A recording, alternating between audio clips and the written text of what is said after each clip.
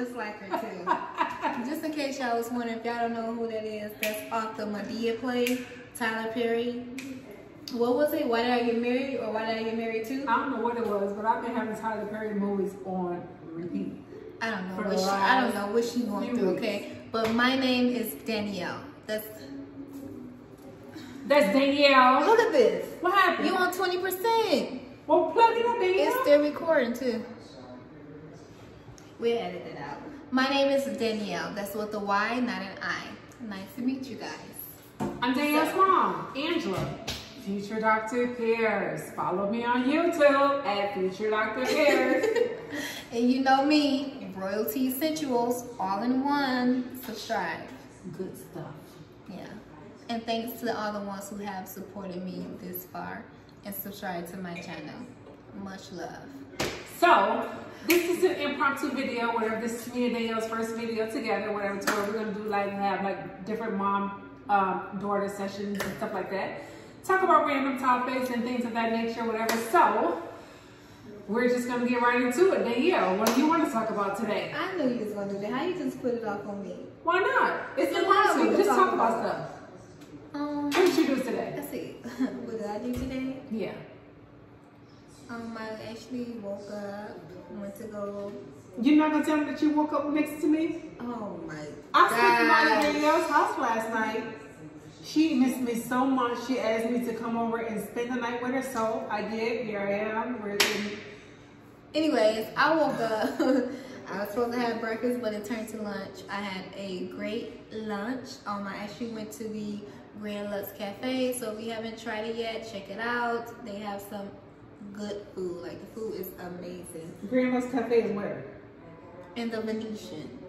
So check that out. They have some good food. Tell them I sent you. But yeah, I went to go get something to eat. Ask for Seth. Yes, Seth. Yeah. S-E-T-H. He was amazing. Yeah. And then I really didn't do much. I went to the grocery store, got some little stuff for my house, and now I'm here. So here you go. Oh, and the same thing that Danielle did, I did too. Oh, So, no need to ask me what I did today. I woke up next to Danielle this morning, got out, showered, bathed, and stuff like that, got dressed, went out to Starbucks, grabbed our coffee, came home, did a little homework, whatever, blah, blah, doctoral journey, and we just hung out for today. Speaking of doctor journey, what is your journey like? You hard. are in school, right? It's hard. What are you going for? It's intense. I am going for my PhD in psychology with the emphasis on integrating technology, psychology, and learning at Grand Canyon University, where it's really intense, whatever. So, and then this Friday I leave for my second residency. Okay, so let's in back Arizona. up. Let's back up. So when you say it's intense, so how many classes are you taking? Like, what is your everyday workload? Like, what do you do each and every day? Like, talk about some of the topics as well, and even some of the research that you have to do on the topics that you have to write about.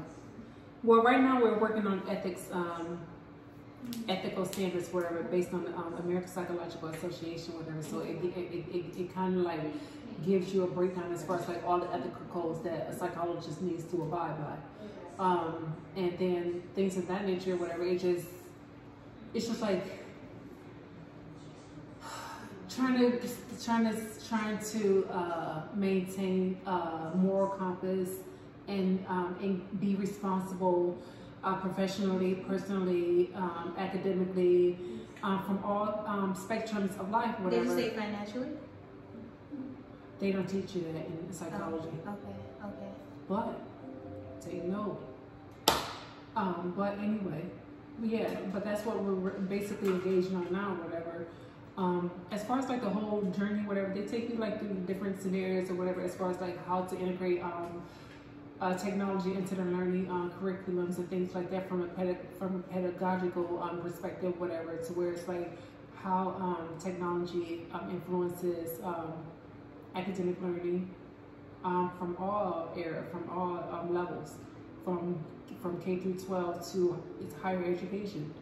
And technology plays an integral role in our everyday lives, whatever. So when you bring that into like a classroom setting, whatever, it really makes a difference, whatever, to where it can do a lot of things, whatever, as far as like creating, increasing students and teachers' social presence, whatever. It can increase their academic achievement, whatever, because a lot of kids these days, whatever, and a lot of adults, whatever, in the higher educational era, whatever, they're using technology on day in and day out, to where it's like it's become second nature to them.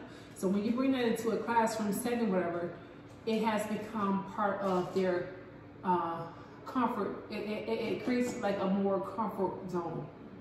If you understand what I'm saying, whatever. It creates that comfortability, whatever, to where it's like, yeah, technology, whatever, I know this, whatever. So if you bring it to learning, it doesn't make learning that much difficult. It doesn't make learning boring anymore, whatever. They've added a layer to whatever to make learning more exciting for the kids. Okay. So you started off in IT, right? So IT, like, what job description is that? What did that consist of? Like information technology. Information technology. It was more so on the base on the customer server side, whatever, or network administration side, consultation, whatever, things of that nature, whatever. To where from a customer service side, whatever, you made sure that people were able to do their jobs like they were with the computers that they were given to do their jobs. You made sure that if an error arose, if a power outage arose, whatever, if an outage or any kind of IC issue that comes to surface or whatever, you are supposed to be there to let them know that, yeah, things happen, it's going to be okay, we can fix this, whatever. It's not that big of a deal, but to them, whatever, it is that big of a deal, whatever, because here it is, whatever, you got a lot of these professionals, particularly these executives, whatever, it has to meet a lot of deadlines, whatever, to where it's like they're on the brinks. It's like they're in this little mode, whatever, to where they feel as though I need to get this done now, but my computer is not cooperating. So now I need to call IT support, whatever, to figure out what it is, what's going on, whatever. Why did the system go down? Why is my computer doing this? Why is my computer not doing what I tell it to do? We have to figure that out. We have to figure that out effectively and efficiently and in a timely manner, whatever that best suits that customer. From a network administrative aspect, whatever, we have to make sure that their technology is maintained, updated, sustained, whatever. It's so much that goes into technology, consultation, whatever. Am I using the right equipment, whatever? Is this computer, is this system good enough to do or to cater to our work environment? Is this computer system, is it advanced enough to take on the workload that we do day in and day out? That's a lot of things that we have looked at. How often do I need to be upgraded? How often is my computer systems going to be outdated? When do I need to like invest in new equipment? Things of that nature, whatever.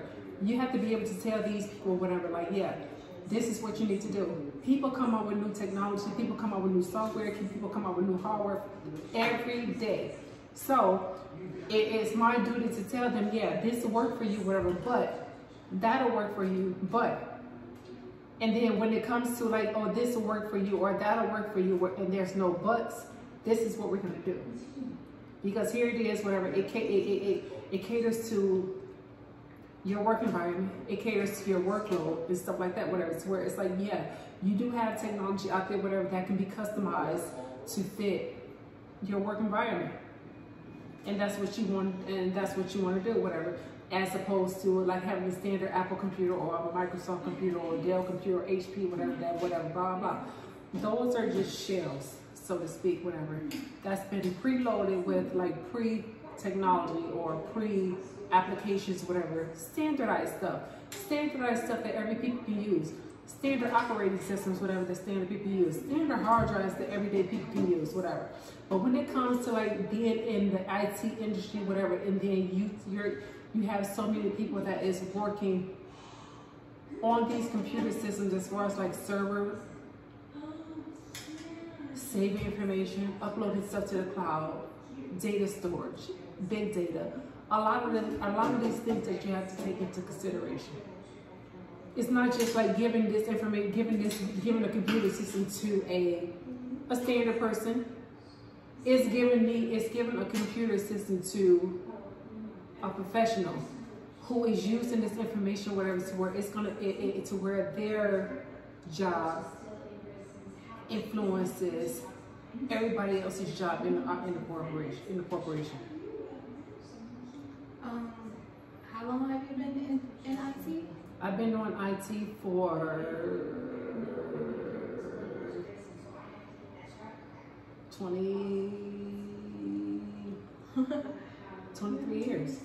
Ah, that's a long time. So what made you get into IT? Like, how old were you when you first started? Like, what was the reason in going into IT? When I first got my certification in IT, whatever, I was 19 years old. When I made the decision, whatever, to go back to school, whatever, I didn't know what I was getting into. Technology wasn't even that, it was there, but it wasn't as pronounced as it is or profound as it is today. Mm-hmm. To where it's like, okay, yeah, I want to do this, whatever, blah, blah. I'm going to go get a certification, whatever. I'm going to do this, I'm going to do that, whatever. I don't know what I'm getting myself into, whatever, but I'm going to use it to my advantage. Mm-hmm. It's technology. Technology is the future. Technology will be the way of the world. Yeah. Yeah. When I got my first certification, Novell was competing with Microsoft. I got my first Novell certification, and then Novell went away, and I don't think it ever came into anything else, whatever. I think it just went away and disappeared. And then I got into like the whole Microsoft system, whatever, blah, blah. When I first got into computers, whatever, they were still using DOS-based systems. They were using mainframes, to where a lot of companies still use mainframes, whatever, because it allows you the ability to store large amounts of data, on-site and off-site. Mm-hmm. So yeah, that's how I got started. And so, looking at where you came from to now,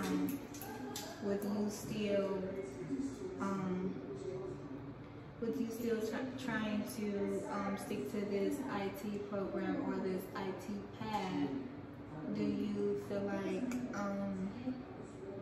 what I want to say? Do you feel like, how do you feel like it would help? Like with you going to school and doing all this studying and whatever, like where do you want to go after you complete this program, after you complete this step? Like, do you want to start your own IT firm? Do you want to create your own IT? But there's so many directions that I can go in. Yeah.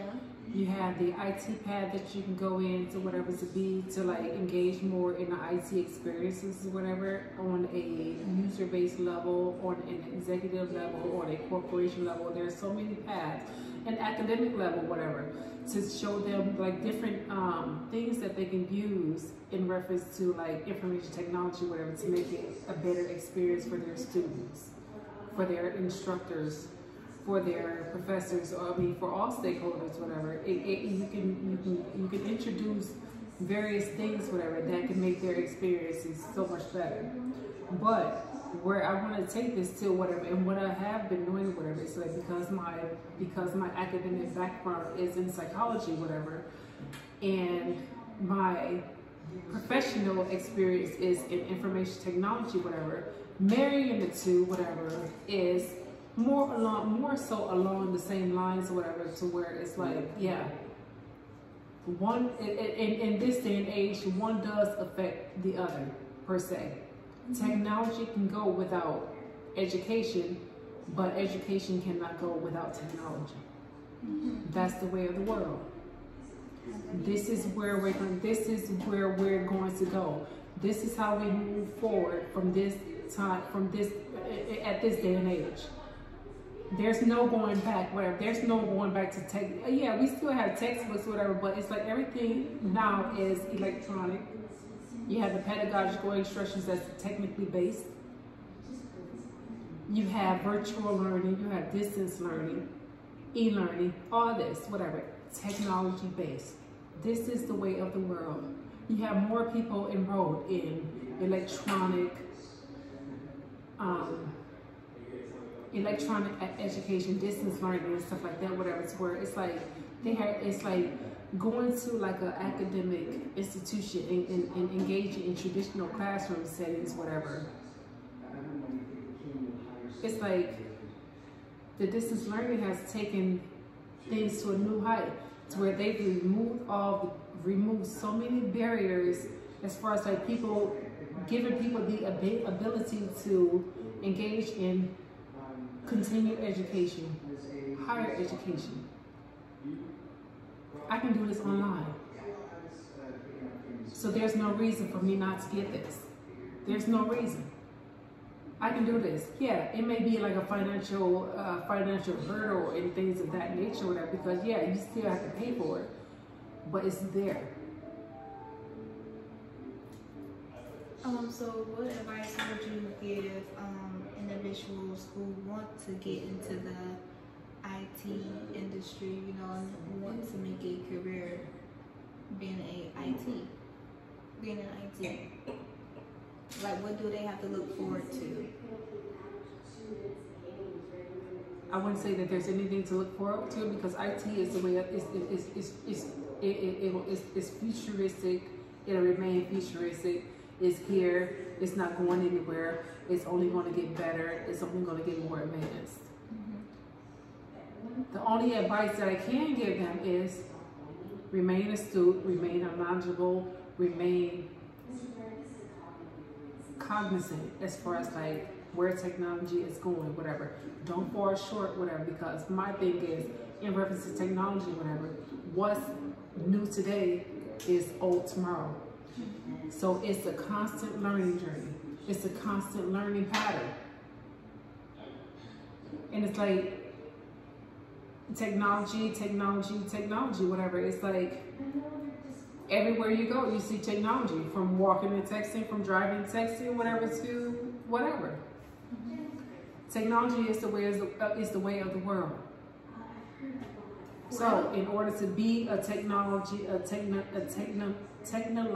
expert, you need to remain, or you need to maintain or sustain your technological skills, whatever, because you update equipment, you update software regularly, whatever, you update this, you update that, whatever. You have to become knowledgeable in reference to how these systems work, how to maintain them, how to sustain them, how to support it. You have to do that. Well, there you have it. She let it all out, right? From a technological aspect, whatever. So here it is, where we're going to turn the tables, where we want to ask Dan a few questions. Oh Lord. So Dan is on his entrepreneurial path. Okay, whatever. so hold up. Is there a way we can like? No. How do I want to say? Shift gears. Yeah, like, can we create another video on that? Like, why? I don't know. I just feel like, you know, I don't want to jump from, you know, one end to another, you know? Okay, so yeah, so stay tuned, whatever, and then it'll be my turn to ask Danielle questions, whatever, and then she'll be able to answer the questions based on her entrepreneurship and things of that nature, as far as like what she's learned, whatever, where she aspires to go, and things of that nature. So, are we going to end this video? Yes. Stay tuned. I am Danielle. That's with a Y, not an I. I'm Angela, Danielle's mom. Okay, and guys. we'll see you on the next video. Peace. See you. Take care.